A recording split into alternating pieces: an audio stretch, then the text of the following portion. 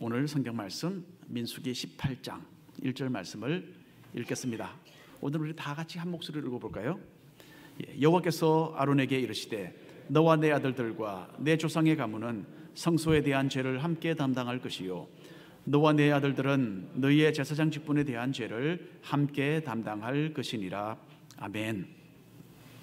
필리핀의 수도 마닐라에서 남쪽으로 한 200마일 정도 떨어진 곳에 보라카이라는 작은 섬이 있다고 합니다. 그 총 면적은 4평방마일, 작죠? 그래서 호놀룰루 다운타운에서 다이아몬드 헤드 정도까지 되는 그런 작은 섬입니다. 그런데 이 섬이 얼마나 아름다운지 지난 한 5, 6년 동안 연속으로 세계에서 가장 가볼 만한 휴양지로서 10손가락 안에 계속 꼽혀왔다고 합니다. 그래서 하와이를 방문하신 분들 어쩌면 다음에는 보라카이로 가실지도 모르겠거든요. 이 섬에는 야자수 숲이 관광객들을 반기고 있고요. 크고 작은 아름다운 비치가 32개나 된다고 합니다. 참으로 독특한 자연적인 아름다움을 보존하기 위해서 그 일대의 야자나무 높이 이상으로는 건물을 짓지 못하는 그런 법이 또 있다고 하네요. 그리고 바닷가에서 한 1000피트 이내로 건물을 짓는 것도 허용되지 않는다고 합니다. 작년에는 세계 각국에서부터 200만 명이 참으로 지상에서 마지막 남은 천국이다라고 불리는 이 작은 보라카이 섬을 찾았다고 합니다. 그래서 하와이를 방문하는 관광객 숫자의 4분의 1 정도가 되는 수준이죠. 상당히 이 작은 섬에서 상당히 많은 사람들을 거기서 수용을 하고 있습니다. 자, 그 중에는 한국 관광객이 40만 명이나 되었다고 합니다. 그리고 그보다도 더 많은 숫자가 중국에서 많이 가서 방문을 했다고 합니다. 그래서 작년 한 해 동안 이 보라카이는 10억 달러의 외화를 거두어 드릴 수 있었습니다. 자, 그런데 이렇게 참 꿈과 같이 아름다운 섬이 이제는 어려움에 빠졌습니다. 그동안에 너무 많은 사람이 모여들었기 때문에 그만 환경이 심하게 오염되고 파괴되었다고 합니다. 이 섬에 실제로 거주하는 사람의 숫자는 한 10,000여 명 된다고 합니다. 그리고 최대한으로 그 섬에 최대한으로 무리를 한다면 한 3만 명 정도까지는 살 수 있는 그런 아주 작은 섬입니다. 하지만은 휴가철이 되면요 인구가 7만 명을 능가한다고 합니다. 그래서 이런 폭발적인 인구 증가는 어쩔 수 없이 자연 오염으로 연결된 것입니다. 자, 이 섬에는요 지난 몇 년 동안 이 관광객을 수용하기 위해서 각종 건물들과 사업체들이 아주 급하게 세워졌다고 합니다. 하지만은 시설 미비로 인해서 그 중에 대다수가 섬의 그 하수구 시설에 연결되어 있지 않다고 하네요. 그래서 여러분 빌딩은 자꾸 올라가는데 하수구 시스템하고 연결이 되지 않으면 어떻게 되겠습니까? 그 하수가 그냥 직접 그냥 바다로 바로 쏟아져 나가게 되는 거죠. 그래서 그 일대가 아주 심각하게 오염되는 그런 현상을 지금 빚고 있다고 합니다. 필리핀 대통령 두테르테는 이 호텔과 또 식당들이 너무 무책임하게 환경을 오염시켜서 보라카이가 그냥 시궁창이 되어서 썩은 냄새가 난다 그렇게 말을 했습니다. 그리고 지난 수요일 며칠 전이죠. 지난 수요일 필리핀 정부는 앞으로 6개월 동안 이 보라카이 섬을 완전히 그냥 폐쇄한다라고 그렇게 발표하기에 이르렀습니다. 이 기간 동안 도로와 하수도 시설 등 이 환경 정화 작업을 할 것이다 그렇게 정부가 통보를 했습니다.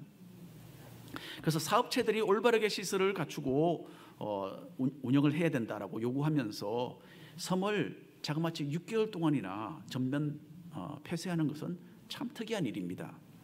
직장을 잃을 사람들이 전부 다 생각이 나지 않습니까? 물론 이 사람들을 위해서 정부 차원에서 도움이 있을 것이라고 하시기는 하지만은 주민들은 참 경제적인 그 여파를 피하지 못할 것 같습니다.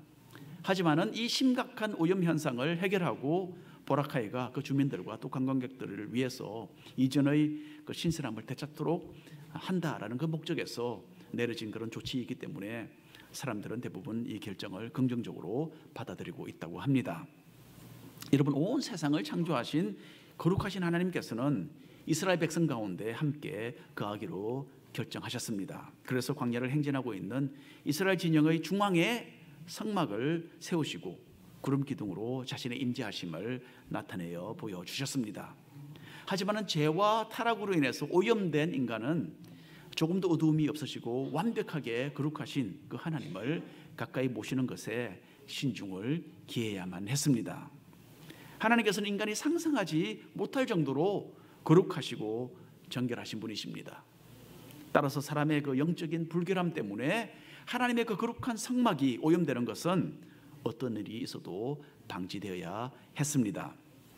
이것 때문에 하나님께서는 성막을 유지하게 하는 이 정결하게 유지하는 그런 규례를 세워서 이스라엘 백성들에게 알려주셨어요. 그리고 하나님을 모시고 사는 백성으로서 이 성막의 규례를 지키는 것은 모든 이스라엘 백성들이 꼭 기억하고 있어야 할 중요한 한 부분이었습니다. 자, 먼저 하나님께서는 성막을 거룩하게 지키라 그렇게 말씀을 하셨습니다. 고라의 반역 사건으로 이스라엘 백성들은 일반 사람들이 함부로 이 하나님께 다가가는 것이 얼마나 위험한 일인지를 아주 선명하게 목격할 수 있었습니다. 250명의 반역자들이 한순간에 하나님의 불에 타서 죽는 참으로 충격적이고 슬픈 일이 있었습니다. 하나님께서는 참으로 불과 같이 정결한 분이셔서 자신이 특별히 제사장으로 세우신 아론과 그 아들들 외에는 어느 누구도 접근하는 것을 허락하지 않으신 것입니다. 여러분, 실제로 이 성막 그 자체에는 일반 사람들이 출입하고 들어가지 못했습니다. 성막은 너무나 거룩해서 오로지 제사장들만이 출입할 수 있었어요. 백성들은 제사를 드리기 위해서 성막 문 앞에 놓여 있는 제단, 그 제단 주변까지만 다가갈 수 있었습니다. 그래서 거기서 제사장들은 성막 바깥에서 제사장들 그 이 제단 위에서 백성들을 대신해서 제사를 드려 주었던 겁니다. 그래서 오늘 읽은 민수기 18장 1절에 보면 다시 한번 제가 읽어드립니다. 여호와께서 아론에게 이르시되 너와 네 아들들과 내 조상의 가문은 성소에 대한 죄를 함께 담당할 것이요 너와 내 아들들은 너의 제사장 직분에 대한 죄를 함께 담당할 것이니라. 자, 하나님께서는 제사장으로서 성막을 거룩하게 유지하는 그 책임을 아론과 그 아들들에게 맡기셨습니다. 그래서 제사를 드리고 성막 안에 들어가서 하나님을 섬기는 일은 오로지 제사장들만 하도록 그렇게 지시를 내리셨어요. 또 하나님께서는 제사장들을 도와서 성막에서 봉사하는 사람들로서 레위인들을 아론의 자손들에게 붙여주었습니다. 레위인들에게 주어졌던 또 하나의 중요한 임무가 있었는데요. 그것은 일반 사람들이 이 성막을 침범하는 것을 막는 일이었습니다. 그래서 민수기 18장 3절 이하의 말씀을 우리가 나누어서 한 절씩 읽어보겠습니다. 레위는 내 직무와 장막의 모든 직무를 지키려니와 성소의 기구와 제단에는 가까이 하지 못하리니 두렵건대 그들과 너희가 죽을까 하노라.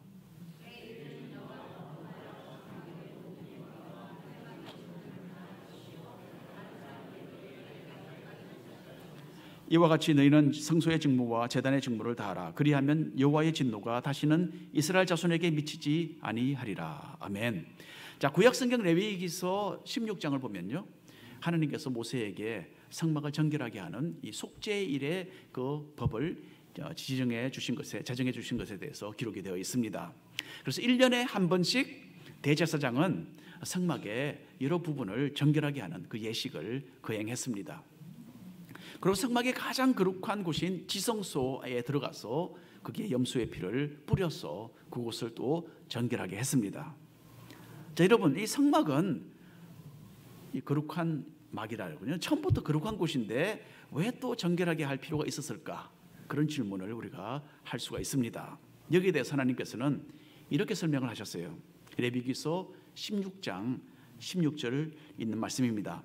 곧 이스라엘 자손의 부정과 그들이 범한 모든 죄로 말미암아 지성소를 위하여 속죄하고 또 그들의 부정한 중에 있는 회막을 위하여 그렇게 해야 한다라고 말씀하고 계십니다. 자, 그러니까 여러분, 성막을 가까이 찾고 방문하는 인간이 죄인이기 때문에 그 영적인 불결함이 이 성막을 오염시키는 겁니다.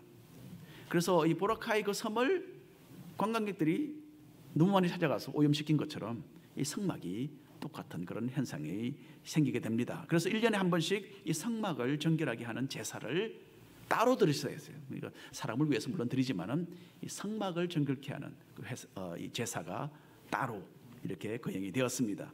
이렇게 성막이 거룩하게 유지되어야만 하나님께서는 거기서 사람들을 계속 만날 수 있으셨던 겁니다.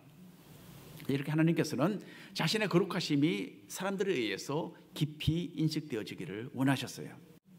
자, 하나님의 거룩함에 대해서 두려워하지 않고 함부로 성막에 다가가는 것은 하나님을 모독하고 심판을 자처하는 일이었습니다. 그래서 이스라엘 백성들이 이런 처벌을 받지 않도록 레위인들은 성막을 둘러싸고 사람들을 제지하는 일을 감당했던 겁니다. 여러분, 의사가 환자를 수술할 때에 절대로 그냥 생각 없이 함부로 환자를 만지지 않습니다. 수술이 임하기 전에 의사는 먼저 약 한 5분 정도 아주 신중하게 손을 씻는다고 합니다.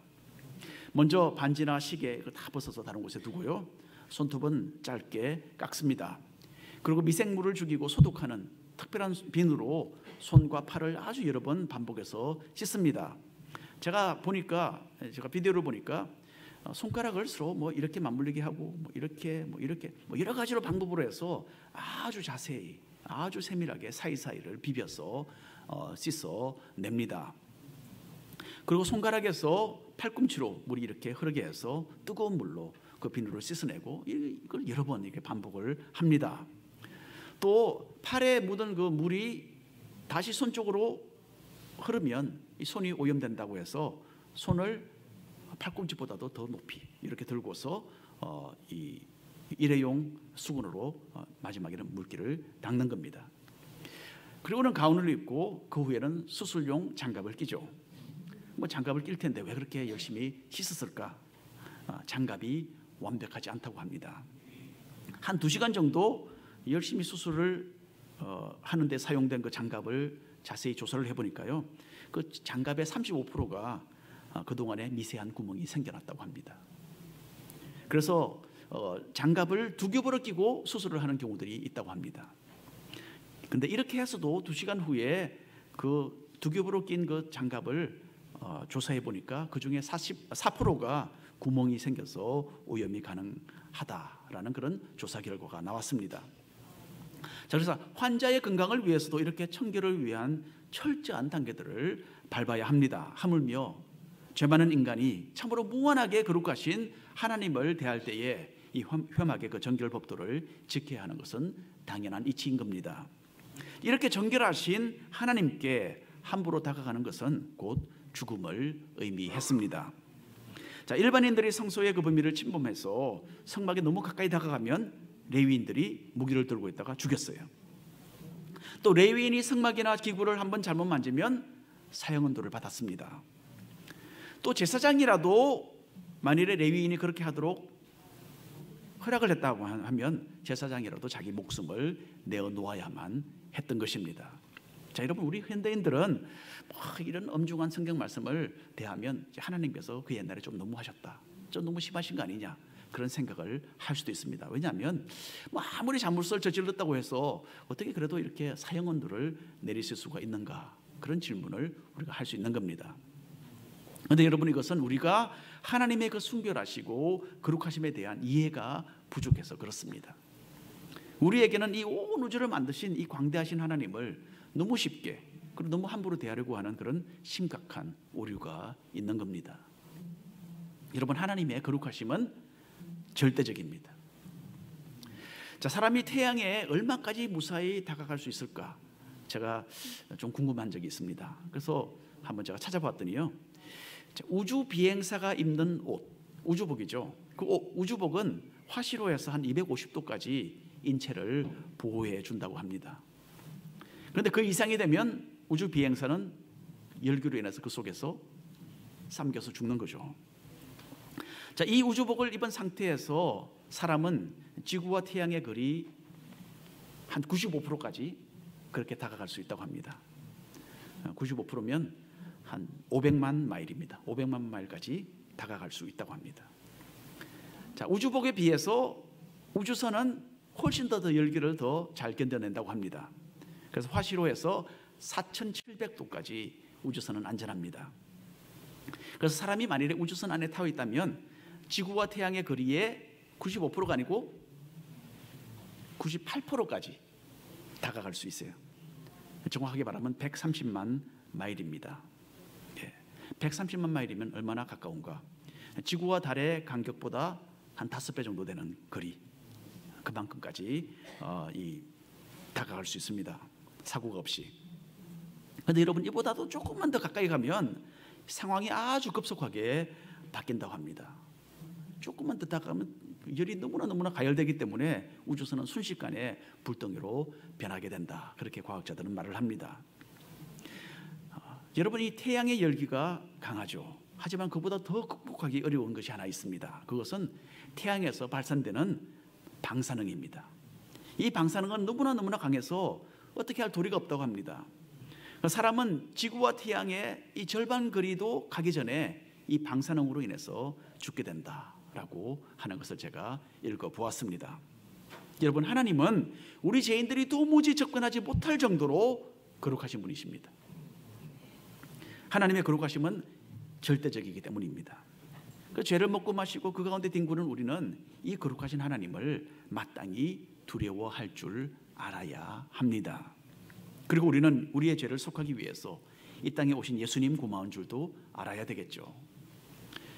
고난의 그 십자가를 마다하지 않으시고 거기에 매달리시고 우리를 죄에서 정결하게 하시려고 피 흘려 죽어주셨습니다. 그리고 사흘 만에 부활하셔서 우리 죄인들이 이 거룩하신 하나님의 그 품 안까지 무사히 안전히 달려가서 안길 수 있도록 그렇게 우리를 하나님의 자녀로 거듭나게 해주신 겁니다. 거룩하시고 절대자이신 하나님께 어린아이와 같이 되어서 우리가 다가갈 수 있는 것은 모두 예수님의 은혜다라는 것을 기억하시기를 바랍니다. 그리고 이 거룩하신 하나님을 경외하고 그분에게 신뢰가 되지 않도록 이 세상의 죄와 오염에서 우리 자신을 우리는 지켜나가야 하는 겁니다. 이런 참된 그리스도의 그 삶을 그리스도인의 삶을 살기 위해서 매일 매 순간마다 성령의 그 충만하신 은혜를 사모하며 살아가시기를 바랍니다. 두 번째로 하나님은 백성들을 정결하게 하라라고 말씀하십니다. 민수기 18장에서 하나님께서는 대제사장 아론과 그 아들들의 이 성막의 그 사역에 대해서 이야기를 하셨습니다. 그래서 성막의 거룩함을 유지하기 위해서 어떻게 이 제사장의 임무를 수행해야 하는지를 말씀했습니다. 그리고 레위 지파 사람들이 하나님의 그 성막의 직무를 맡아서 제사장들의 그 사역을 도와줄 것을 또 말씀하셨죠. 이제 민수기 19장으로 넘어와서 하나님께서는 한 가지 참으로 특별한 제사의 규례를 정하셔서 그것으로 이 실행을 할 것을 그렇게 지시를 하고 계십니다. 바로 붉은 암송아지의 제사입니다. 한번 따라해 볼까요? 붉은 암송아지. 이상하죠? 무슨 뜻일까요? 민수기 19장 2절과 3절 말씀을 한 목소리로 읽어보겠습니다. 여호와께서 명령하시는 법의 율례를 이제 이르노니 이스라엘 자손에게 일러서 온전하여 흠이 없고 아직 멍에 매지 아니한 붉은 암송아지를 내게로 끌어오게 하고 너는 그것을 제사장 엘르아살에게 줄 것이요 그는 그것을 진영 밖으로 끌어내어서 자기 목전에서 잡게 할 것이며. 자, 구약 시대의 제사는요 주로 이 짐승을 잡아서 불로 태우는 그런 형태를 하고 있었습니다. 따라서 이 제사라는 것은 우리 현대인들에게는 참 생소하고 또 때로는 좀 끔찍한 그런 느낌이 드는 그런 예배 형식이었습니다. 현대 생활에 익숙한 우리의 그 기준을 그대로 가지고서 함부로 성경 말씀을 읽고 판단을 내려서는 안 됩니다. 성경의 그 옛 문화를 이해하고 그 시각으로 말씀을 읽고 이해를 해야 합니다. 그리고 그 후에 이 말씀이 현대를 사는 우리에게 어떤 관계가 있고 또 어떤 교훈을 주는가, 이걸 우리가 살펴야 하는 겁니다. 먼저 이 붉은 암송아지의 제사는 한편으로는 다른 일반 제사와는 그렇게 크게 다르지 않았습니다. 흠이 없이 온전한 동물을 선택해야만 했죠. 그리고 아직 멍에를 매지 않은 것으로서 사람에 의해서 사용되지 않은 것으로 드려야 했습니다. 자, 하나님께서는 이 기준에 미치지 못하는 짐승은 제사로 드려도 받지 않으셨어요. 사람은 계산과 욕심이 있습니다. 그래서 이 세상과 마음이 타협되게 되면요 별로 가치가 없는 짐승을 하나님께 제사로 드리려는 그런 유혹을 받게 되는 겁니다. 그래서 엄격한 기준을 제시하지 않으시면 썰모가 없고 비실비실거려서 사료가 아까운 그 정도의 그런 동물을 잡아서 제사로 바치려고 하지 않겠습니까? 하지만 하나님께서는 여기 보니까 최상급의 제산물을 요구하십니다.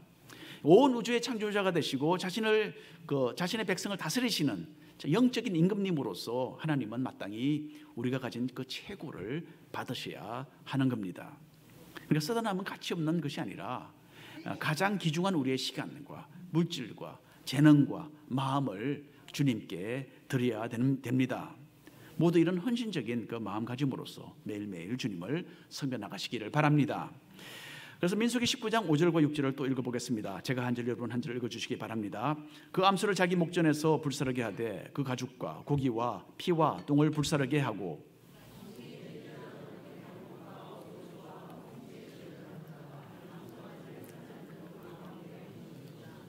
자, 다른 면에서 이 붉은 암송아지의 제사는 좀 특별한 점이 많았습니다.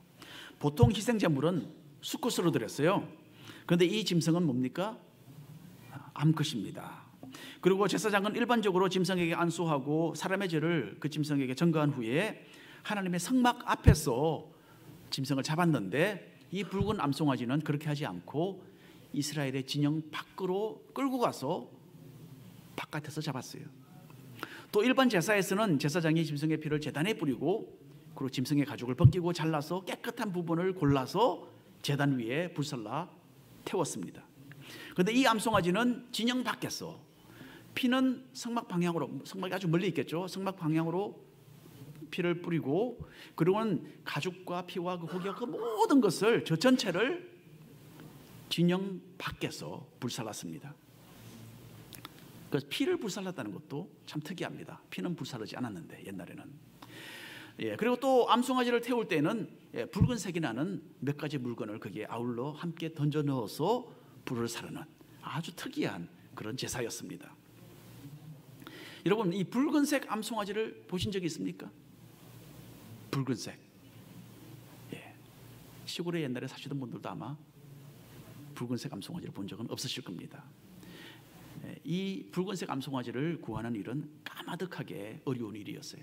정말 희귀했습니다. 유대교 랍비들에 의하면 모세 시대로부터 지금까지 한 600년 동안 붉은색 암송아지는 불과 9마리밖에 없었다. 그렇게 추정하고 있습니다. 얼마나 정확한지 모르겠어요. 그 사람들이 다 돌아다니면서 다 본 적은 없겠지만 하여간에 그렇게 이야기를 합니다. 그만큼 희귀하다는 거죠. 또 기타 붉은색의 다른 물질을 함께 태웠다라는 것은 이 피의 그 붉은 색깔을 강력하게 상기시키는 일이었습니다. 이 붉은 암송아지가 제사로 바쳐진 것은 또 이것이 일반적인 제사와 판이하게 달랐던 것에는 이유가 있었습니다. 암송아지를 태우고 남은 죄는 버리지 않았어요. 그것을 오랫동안 간직하여서 부정하게 된 사람을 정결하게 해주는 특별한 용도로 사용을 했습니다.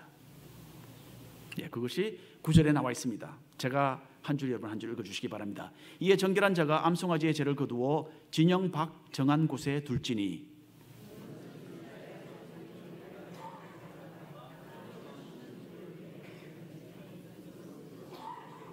자, 이 붉은 암송아지에 타고 남은 죄는 여러 가지 일로 인해서 규례적으로 부정하게 된 사람들이 진영 밖에 나가서 자기를 정결하게 하는 데에 꼭 필요했던 겁니다.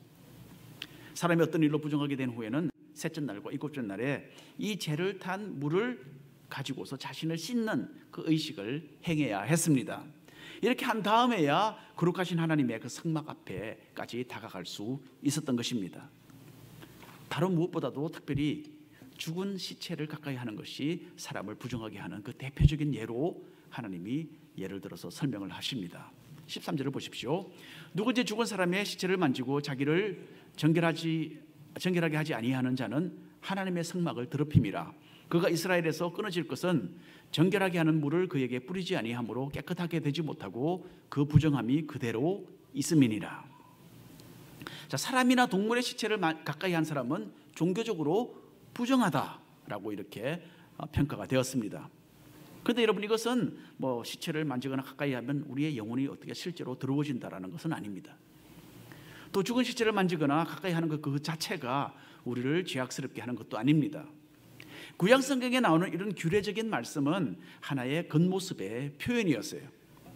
하나님께서는 그 당시 사람들의 그 사고 방식에 따라서 특별히 부정하다라고 인정되었던 부분들을 규례로 정하셔서 이스라엘 민족이 하나님 앞에 하나님께서 정말 거룩하신 분이다라는 것을 느끼도록 그렇게 교훈을 해주신 겁니다. 이렇게 기본적이고 이 겉모습에 한정된 그 정결을 요구하심으로써 인간이 얼마나 스스로 죄로 더럽혀진 그런 상황에 있는가를 느끼도록 그렇게 교훈하신 겁니다. 자, 실제로 죽음은 죄의 결과로 이루어졌죠. 이 세상에 죄의 결과로 찾아온 것이 죽음입니다. 하나님께서 처음 만드신 인간 아담과 하와는 참으로 영원히 살 수 있도록 그렇게 창조되었었습니다. 하지만 하나님을 믿지 않고 마귀의 그 말을 따라서 불순종했을 때에 그 결과로 이 죽음을 피할 수 없게 된 겁니다. 따라서 사람의 죽은 시체는 죄의 가장 강력한 상징으로 유대인들의 그 의식 속에 심겨져 있었던 것입니다. 그래서 만일에 어떤 사람이 시체로 인해서 부정하게 된 그 몸으로 시체를 만졌다든지 죽은 사람의 그 집에 들어갔다든지 여러 가지로, 또는 자기도 모르는 사이에 무덤 근처를 지나가게 되었다든지 그런 거죠. 자, 그런 몸으로 성막에 다가가면 그 성막을 오염시켜서 더럽히게 된다. 그렇게 하나님께서 말씀해 주셨습니다. 그리고 그 사람은 하나님의 심판을 받고 때로는 자신의 목숨으로 그 대가를 지불해야만 했습니다. 자, 다시 한번 하나님께서는 이스라엘 백성들이 하나님의 그 성막을 거룩하게 유지해야 할 것을 여기서 교훈하고 계십니다. 그래서 붉은 암송아지의 재로 만든 물을 사용하여서 이 부정한 백성들이 정결하게 될 수 있도록 하라. 그렇게 하나님은 명령하셨습니다. 이 사람이 범죄를 하면 그것으로 인해서 사람이 죽어야 되는데 그 자리를 짐승이 대신하도록 하는 것은 이 하나님의 은혜의 방편이었죠. 그리고 이렇게 동물을 잡아서 하나님께 태워서 드렸던 이 제사는 예수님께서 오셔서 장차 이루실 그 일을 미리 예고해 주는 역할을 했습니다. 따라서 이 붉은 암송아지로 드리는 이 제사는 장차 예수님께서 이 세상에 오셔서 사람들의 그 영적인 부정함을 씻기 위해서 죽으실 것을 강력하게 암시해 주었던 것입니다. 마태복음 26장 28절에 이런 말씀이 있습니다. 이것은 제사함을 얻게 하려고 많은 사람을 위하여 흘리는 바 나의 피 곧 언약의 피니라. 예수님이 하신 말씀입니다. 예수님께서 암송아지처럼 여자의 후손으로 이 땅에 오셔서 십자가를 지시고 돌아가신 것은 바로 이런 하나님의 은혜를 완성시키신 행동이셨습니다. 우리의 죄를 대신 짊어져 주시고 우리가 받아야 할 하나님의 그 진노의 형벌을 대신 받아 주셨다는 데에 주님의 그 고난의 깊은 의미가 있는 것입니다. 그리고 예수님께서는 죄와 타락된 삶을 인하여서 찾아온 영적인 오염에서 우리를 정결하게 씻어 주셨습니다. 그 결과로서 주님을 믿고 영적으로 씻음받은 우리는 아무런 거리낌이 없이 거룩하신 하나님과 함께 가까이 지낼 수 있는 이런 특권을 지금 누리게 된 것입니다. 오늘 결론의 말씀을 드립니다. 성막을 거룩하게 지키라는 것과 백성을 정결하게 하라라는 하나님의 지시는 우리에게 참으로 귀중한 교훈을 제시하고 있습니다. 거룩하신 하나님께서는 우리에게서 정결함을 요구하신다라는 것을 잘 보여주고 있습니다.